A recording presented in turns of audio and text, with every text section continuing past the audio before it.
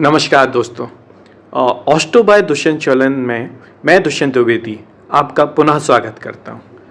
और तो दोस्तों, आज मैं फिर से एक जातका की कुंडली लेकर आप लोगों के समक्ष उपस्थित हुआ हूं। ये जातका गुजरात के हैं और इनकी कुंडली का चुनाव मैंने कमेंट के माध्यम से किया हुआ। ये मेरे ही दर्शक हैं जिन्होंने कुंडली कार्यक्रम को देखा हुआ है। तो इनका जो मूल प्रश्न है कुंडली से संबंधित जानकारी लेने का, वो विवाह से संबंधित ही है। और इनका जो प्रश्न है कि इनकी बच्ची का विवाह होगा या नहीं, या फिर इनका यदि विवाह होता है तो जीवन सुखमय रहेगा या नहीं। तो इन्हीं के प्रश्नों से संबंधित सवालों का जवाब जानने के लिए हम इनकी कुंडली के अध्ययन का कार्यक्रम प्रारंभ करते हैं।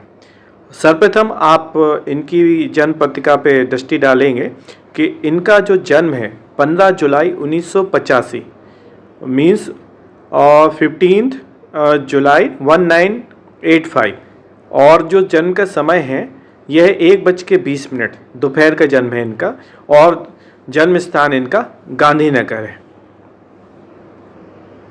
आइए हम इनकी कुंडली पे भी एक बार नज़र डालते हैं। जैसा कि लग्न चक्र और नवमांश चक्र हमारे सामने हैं, और इनके पंचांग के हिसाब से इनका स्वाति नक्षत्र में जन्म है, जो कि राहु का नक्षत्र होता है।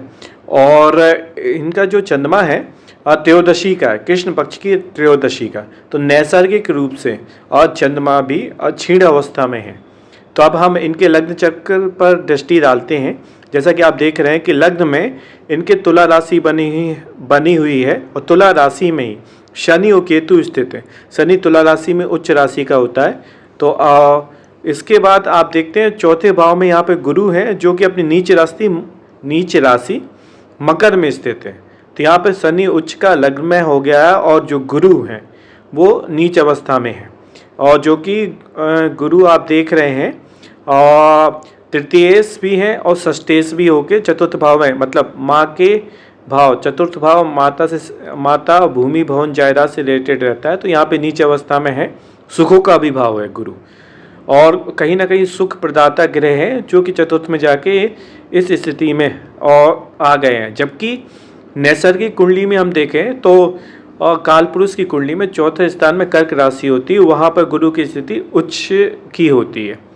और अब इनके देखेंगे 7वें भाव में राहु मेष राशि का स्थित हुआ है, और जो कि मेष राशि में राहु है, और सप्तमेश आपका नवम में चला गया है सूर्य के साथ में।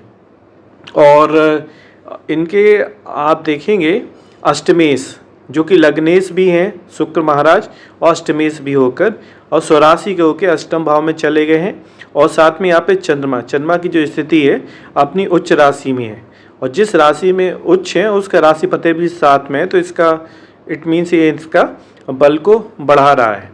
और देखेंगे हम यहाँ पे चंद्रमा पे किसी भी अशुभ ग्रह की दृष्टि नहीं है, गुरु की दृष्टि, पंचम दृष्टि चंद्रमा पे पड़ रही है। अब इनके नवमांश चक्र में एक बार हम दृष्टि डालते हैं तो नवमांश लग्न गुरु का ही है, धनु का नवमांश है। और नवमांश से आप देखेंगे 7वें भाव में नवमांश में शनि मंगल सूर्य जैसे क्रूर ग्रह एक साथ युति बनाकर स्थित हैं। और नवमांश में जो षष्ठेश है वो भी शुक्र और स्वराशि का हो गया, मीन्स ये इनकी कुंडली में वर्गोत्तमी है। और यहाँ पर केतु पंचम में चला गया है, और बुध यहाँ पर जो कि नवमांश कुंडली के सप्तमेश होते हैं वो तृतीय भाव में चले गए हैं। और जो देखेंगे हम सप्तमेश की स्थिति, जो लग्न कुंडली से सप्तमेश है मंगल, वो नवमांश में सप्तम भाव में ही है। तो इनका जो मूल प्रश्न था उसके अकॉर्डिंग यदि हम इस कुंडली का एनालिसिस करते हैं तो इनके 7वें भाव में आप देखेंगे पाप प्रभाव आया हुआ है। पाप प्रभाव से मतलब ये कि शनि उच्च राशि के होकर शनि की 7वें भाव में नीच दृष्टि पड़ेगी, और राहु यहाँ पे स्थित हैं। और शनि और केतु शनि के बल को बढ़ा रहे हैं, और गुरु जो कि स्त्रियों की कुंडली में मुख्य कारक होता है विवाह कराने का।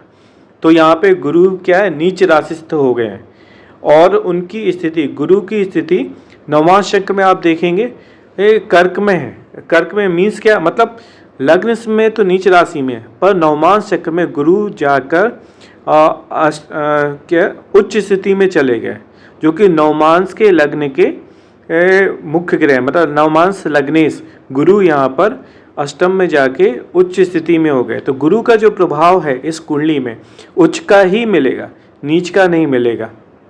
हालांकि शनि उच्च राशि में स्थित होकर यहाँ पे वक्री हो गए, तो शनि का प्रभाव यहाँ पर नीच अवस्था का मिलेगा। मीन्स आप देख रहे हैं कि जो ग्रह उच्च का दिख रहा है लग्न में, उसका प्रभाव उससे जस्ट अपोजिट है, और जो लग्न में ग्रह उच्च नीच का है उसका प्रभाव बताएं नवमांश चक्र से आप देखेंगे एकदम अपोजिट आ गया है। तो नवमांश में स्थिति हम देखेंगे तो इनके जो सप्तम भाव है नवमांश में, एक तरफ शुक्र और गुरु जैसे शुभ ग्रह स्थित हो गए। हालांकि नवमांश में सूर्य, मंगल और शनि जैसे तीन तीन ग्रह इनके सप्तम में बैठे हुए हैं।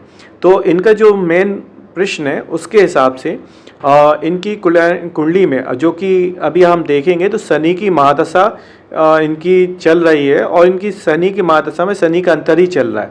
तो इनकी कुंडली में बताएं शनि की महादशा में विवाह होने का योग एक बनता है, और एक सूक्ष्म लघु योग जरूर बनता है। अभी तो दोस्तों यदि हम इनकी गोचर में हम गुरु की स्थिति इस समय देखते हैं वर्तमान में, तो इनके जो चंद्र राशि है, जैसे कि इनकी वृष राशि है, तो वृष राशि से गुरु और द्वितीय भाव में चल रहे हैं, मीन्स मिथुन में है। तो मिथुन के बाद ये आएंगे कर्क में।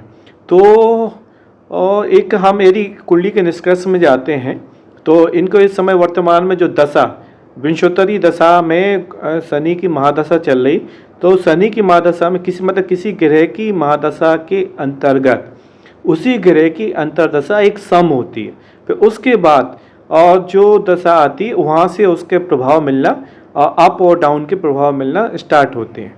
तो नवमांश चक्र में जो इनका सप्तमेश है वो बुध है, जो कि सप्तम भाव से पंचम, मतलब पंचम नवम का योग बना रहा है नवमांश में भी। और लग्न चक्र से जो सप्तमेश है इनका मंगल, वो कहाँ चला गया, भाग्य भाव में चला गया। तो इस स्थिति से हम ये कह सकते हैं कि इनकी कुंडली में विलंबित विवाह के योग है, बहुत ही विलंबित विवाह का योग है। और अपने कुंडली में विलंबित विवाह के योग के साथ में अब यदि हम एक योग की बात करें जिसमें ये विवाह की घटना घटित हो, तो नवमांश चक्र के हिसाब से इनका जो इस समय महादशा चल रही है उसमें जब बुध का अंतर आएगा, तो बुध का अंतर 2027 मई या जून 2027 से चालू होगा, जो कि 2030 तक रहेगा। और तभी गोचर में गुरु की स्थिति इनकी जन्म राशि से तृतीय भाव में आ जाएगी। गुरु मतलब कर्क के हो जाएंगे, जो कि उच्च का प्रभाव देंगे, और इनकी जन्म राशि से पांचवी दृष्टि से इनके जन्म राशि के 7वें भाव को देखेंगे। तो उस हिसाब से इनकी कुंडली में एक लघु योग विवाह का बनेगा। अब इनका जो दूसरा प्रश्न था कि विवाह में मतलब विवाह होने के बाद उसमें सुख रहेगा या नहीं रहेगा, तो यहाँ पर देखिए नवमांश में तीन तीन क्रूर ग्रह दिख रहे हैं, और लग्न चक्र में भी राहु अकेला सप्तम में और शनि की स्थिति है। तो इसको तो मैं बहुत ज़्यादा नहीं कह सकता हूँ कि विवाह कैसा रहेगा, पर एक विवाह करवाने का योग तो घटित हो रहा है, ठीक है। और विवाह को चलाने का और जो ग्रह स्थिति है उस हिसाब से मतलब वैवाहिक सुख प्राप्त करने का योग थोड़ा क्षीण है। तो ये इनको अब समझना पड़ेगा इस चीज़ के लिए। तो मेरे हिसाब से इनका ये जो प्रश्न था उसका मैंने प्रश्न का हल कथन कर दिया है। आप लोग भी इस कुंडली का अध्ययन कीजिएगा, और यदि कोई सजेशन है तो कमेंट के माध्यम से रखने का प्रयास कीजिएगा। बाकी आपको कुंडली का फल कथन कैसा लगा ज़रूर बताइएगा, और चैनल में जो मैं वीडियो पोस्ट कर रहा हूँ कुंडली फल से रिलेटेड, आप लोगों को पसंद आ रहे हो तो लाइक कीजिए, सब्सक्राइब कीजिएगा। और इसी के साथ ठीक है दोस्तों, तो कंप्लीट होता है आज का फल कथन। और जय महाकाल, सीताराम सीताराम।